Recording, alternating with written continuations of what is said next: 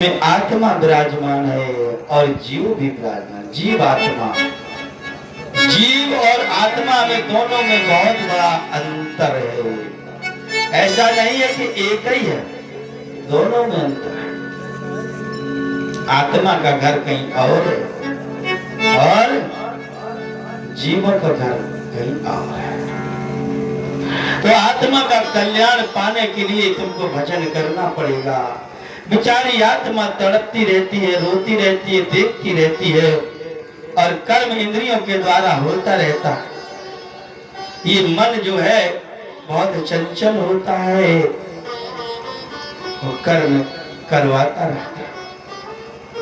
तो मन को जो है अपने अच्छी जगह पर लगाओ, धर्म के नाम पर लगाओ।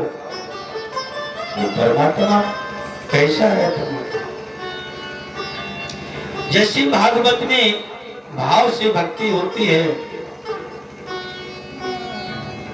भक्ति भाव से होती है। नवदा भक्ति वैकुंठ धाम तक है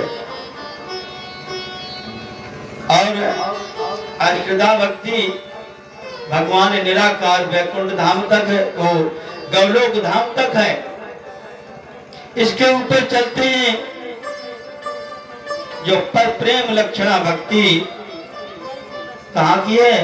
वो अखंड धाम अनाद अक्षरातीत वो कृष्ण जहां पर है, वो भक्ति है। वो कभी नाश नहीं होता है, वहां की भक्ति, वो आत्मा की भक्ति है। आत्मा वहीं से आई हुई है, आत्मा वहीं से आई हुई है। तो ये तो भा का शब्द हो गया। उसके बाद में आता है गा। गा से ज्ञान मिला। ज्ञान करने के बाद पता चला कि परमात्मा कहीं रहता है, ज्ञान हो गया। तो ज्ञान की खोज कहां तक होती है? हकीकत। जैसे हमारे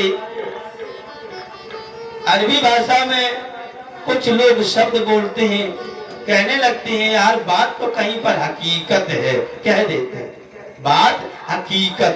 ये उर्दू लफ्ज है। जैसे भक्तजन कभी कभी कहते हैं, हिंदी भाषा को ना कह के कहते हैं माचिस ले आओ, माचिस। ये कौन सी भाषा है? ये भी उर्दू भाषा है। ये सब में